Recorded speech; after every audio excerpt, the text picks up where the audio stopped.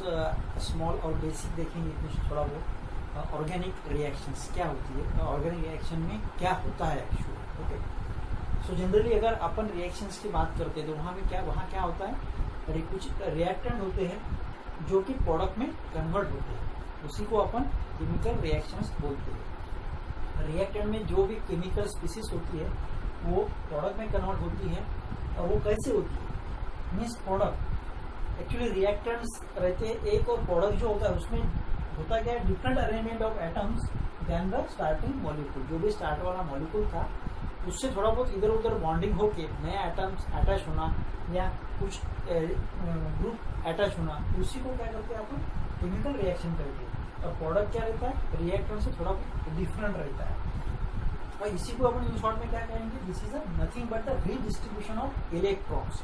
इसमें क्या होता है, इलेक्ट्रॉन्स का डिस्ट्रीब्यूशन होता है, यहाँ से एटम इधर गया या इसका इलेक्ट्रॉन किसी नए एटम का इलेक्ट्रॉन लग गया और बॉन्ड हो गया, उसको अपन ट्रांसफॉर्मेशन भी बोलते हैं। Transformation means change, means reactant to product, this is a transformation. और हर एक रिएक्शन के पीछे क्या होता है, सर्टेन मैकेनिज्म होता है, और मैकेनिज्म में कुछ ना कुछ स्टेप्स होती है जो अपन देखते हैं, स्टेप 1 स्टेप 2 आना like that, where are the fix step. So organic reaction में जनरली ब्रेकिंग और मेकिंग ऑफ बॉन्ड्स होता है।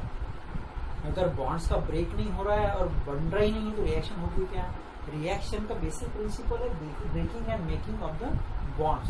सो there is a reaction, there will be a reaction only when there is a breaking and at the same time there will be the making of the new bonds.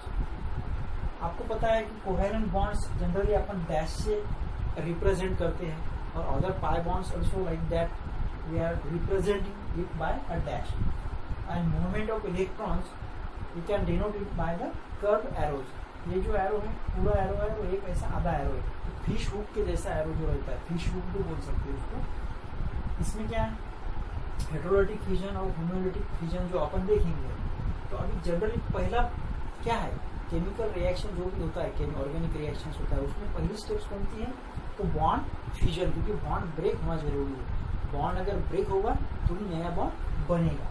तो bond fusion क्या है, fusion of the bond means breaking of the bonds. और ये कैसे होता है, means इसमें कितना टाइप्स है, these are of the two, there are two ways of the bond fusion. One is a homolytic fusion, second is a heterolytic fusion. Homolytic and hetero, homo means same, hetero means अलग अलग। तो अपन देखते हैं in short homolytic fusion में क्या होता है। Homolytic fusion में separation of electrons in the bond, means जो बॉन्ड बना है तुम्हारे स्पीसीज के अंदर उसमें तो इलेक्ट्रॉन्स रहता है, बॉन्ड में वन बॉन्ड में कितना रहता है, 2 इलेक्ट्रॉन्स जरूरी है मिनिमम। तो इसमें क्या था, separation of electrons in the bond present in the bond. तो सेपरेशन मीन जो 2 इलेक्ट्रॉन्स है दोनों एटम्स के, वो क्या हो जाएंगे, अलग अलग हो जाएंगे, सेपरेट हो जाएंगे, बरोबर है। इसके पास एक चल जाएंगे, इसके पास एक चलेंगे, इसको क्या बोलते हैं, होमोलिटिक, मीन जो बराबरी को बांट के ले रहे हो, 2 इलेक्ट्रॉन तो सेम बांट ले रहे हैं, इसलिए होमो मीन सेम, तो सही का बांट ले रहे हैं। तो इसमें जो भी केमिकल स्पीसीज बनेंगे, इसके पास क्या होगा, इसके पास 1 इलेक्ट्रॉन एक्स्ट्रा जाएगा, इसके पास 1 इलेक्ट्रॉन एक्स्ट्रा जाएगा, तो उसमें क्या होगा, ऑड इलेक्ट्रॉन्स आएंगे। और ऐसी स्पीसीज जहाँ पे ऑड इलेक्ट्रॉन प्रेजेंट है उसको क्या बोलते हैं अपन, free radicals. Okay, so generally homolytic fusion carry out करने के लिए क्या लगता है अपने को, it is carried out under high temperature, उसके लिए हाई टेम्परेचर की जरूरत है। Ultraviolet radiation it also requires, और it may require a free radical initiators like peroxide. Peroxide क्या करता है, फ्री रेडिकल इनिशिएट करता है, खुद को कन्वर्ट करता है, बाद में दूसरे को तोड़ता है। मुझे लगता है अपन ने एंटी मार्कोनिकॉफ रूल में देखा है, उसको free peroxide was used in that means for the generation of the free radicals. So upon example देखते हैं होमोलिटिक फ्यूजन का। एग्जांपल यहाँ पे है क्लोरीन मॉलिक्यूल। क्लोरीन मॉलिक्यूल कैसा बना है, 2 क्लोरीन एटम से बना, Cl2Cl2, बिकॉज इसके आउटर मोस्ट शेल में कितना है, 7 इलेक्ट्रॉन्स होते हैं, तो उसके लिए 1 इलेक्ट्रॉन की जरूरत होती है ऑक्टेट कंप्लीट करने के लिए। तो मॉलिक्यूल कैसा बनेगा, यहाँ पे क्लोरीन है, यहाँ 1 2 3 4 5 6 और ये 7वां इलेक्ट्रॉन इधर है, इसका भी 7वां इधर है, तो इसमें Cl2 बना है, तो इसका ये इलेक्ट्रॉन शेयर कर रहा है, इसका ये कर रहा है, तो उसको दोनों के लिए ऑक्टेट कंप्लीट हो गया, ऐसा बना। तो इसका भी होमोलिटिक फ्यूजन करना है, क्या लगेगा आपको, हीट और अल्ट्रावायलेट रेडिएशन। तो होमोलिटिक में क्या होगा, देखो अपन ने जो बॉन्ड एरो बताया, ये वाला एरो बताया फिश हुक, तो इसमें फिश हुक क्यों बताया, क्योंकि यहाँ सेपरेशन हो रहा है सिंगल इलेक्ट्रॉन, ये इलेक्ट्रॉन इसके पास जाएगा, ये इलेक्ट्रॉन इसके पास जाएगा, मीन्स दोनों जने अपना इलेक्ट्रॉन ले लेंगे। तो बन रहा क्या है, 1 2 3 4 5 6 7 1 2 3 4 5 6 7। तो यहाँ पे देखो फिर से अपने पास इस पास ऑड इलेक्ट्रॉन्स आ गए, एक इलेक्ट्रॉन है इसलिए ये फ्री रेडिकल बन चुका। सो होमोलिटिक फिजन में separation of electrons in the bond होता है और इसमें जो स्पीसीज बनती है उसके पास ऑड इलेक्ट्रॉन होते हैं और उसे अपन फ्री रेडिकल कहते हैं। इसके लिए हाई टेम्परेचर, हीट और देयर में भी द रेडिकल इनिशिएटिव्स की रिक्वायरमेंट होती है। अब नेक्स्ट वाला है हेटेरोलिटिक फिजन। अब हेटेरोलिटिक मीन्स इसके अपोजिट होगा, बरोबर है। यहाँ पे दोनों इलेक्ट्रॉन इन्होंने बांट लिए दोनों एटम्स ने, लेकिन यहाँ पे क्या करेंगे, जो शेयर्ड पेयर ऑफ इलेक्ट्रॉन थी बॉन्ड में की, इसमें कोई एक एटम ऐसा एटम की जिसकी इलेक्ट्रोनेगेटिविटी ज्यादा है, वो एटम क्या करेगा, वो दोनों इलेक्ट्रॉन के अपनी तरफ खींच लेगा। सो इसके लिए ये हेटेरोलिटिक बताती है, हेटेरोलिटिक फिजन बोलते हैं, क्योंकि इसमें सेम नहीं होता, एक कोई एक ले लेता है, इसलिए इसको हेटेरोलिटिक फिजन कहते हैं। और ये generally indicated by this arrow, ये एरो से अपन इंडिकेट करते हैं, देखो पूरी शेयर पेयर एक के पास चली गई है।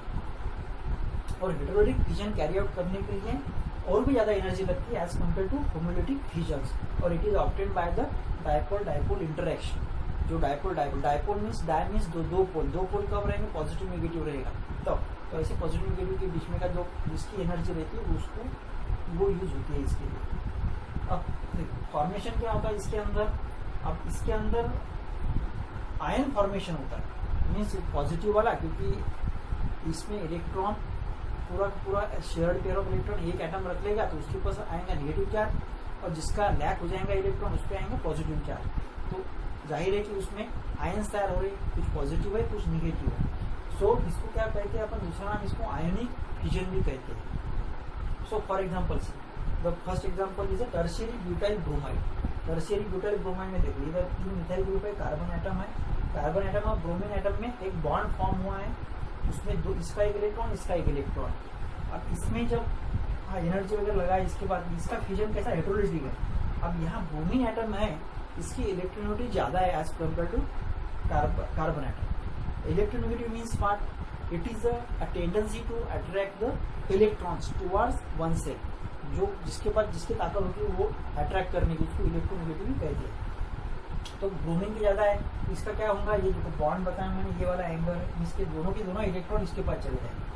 तो क्या बनेगा, इसके पास का इलेक्ट्रॉन निकल गया तो यहाँ पे क्या होगा, पॉजिटिव एटम आएगा, पॉजिटिव चार्ज आएगा, और इसके पास एक इलेक्ट्रॉन एक्स्ट्रा आ गया जिसके पास था, इस पे निगेटिव आ गया।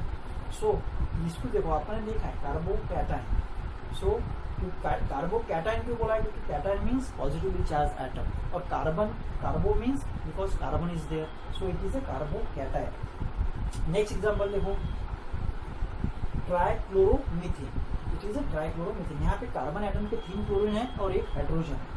तो देखो इसमें क्या होगा, कार्बन और हाइड्रोजन का जो बॉन्ड है उसमें शेयर्ड पेयर ऑफ इलेक्ट्रॉन्स है, दोनों का एक इलेक्ट्रॉन इन्वॉल्व हुआ है। बट कार्बन किससे अटैच है, दोनों की इलेक्ट्रॉनिक कैसे कंपेयर करेंगे अपन, कार्बन और हाइड्रोजन की। हाइड्रोजन तो इंडिविजुअल है, उसका कुछ भी नहीं, लेकिन कार्बन के साथ में 3 क्लोरीन एटम अटैच है जिसकी इलेक्ट्रॉनिक बहुत ज्यादा है। वो क्या करेंगे, कार्बन का इलेक्ट्रॉन अपनी तरफ खींचेंगे, तो कार्बन इलेक्ट्रॉन डिफिशिएंट महसूस करेगा, तो कार्बन क्या करेगा, वो हाइड्रोजन का इलेक्ट्रॉन अपनी तरफ खींचेगा, बरोबर। तो इसके कारण क्या होगा, जब टूटेगा बॉन्ड तो ये दोनों के दोनों इलेक्ट्रॉन कार्बन के पास आ जाएंगे, और हाइड्रोजन के पास जो इलेक्ट्रॉन था वो भी इसके पास चला जाएगा, तो इलेक्ट्रॉन उसके पास नहीं रहेगा। इसके लिए हाइड्रोजन पे आएगा पॉजिटिव चार्ज और क्लोरीन कार्बन पे आएगा negative charge, because this one of the electron of hydrogen it is been retain by the carbon atom. So और इसको क्या बोलते हैं अपन, generally negative atom, negative charge means anions, and here carbon is involve, so carbanions, okay, carbocation and कार्बेनियॉन्स।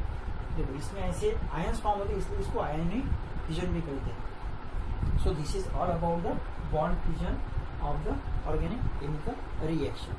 Okay, thank you.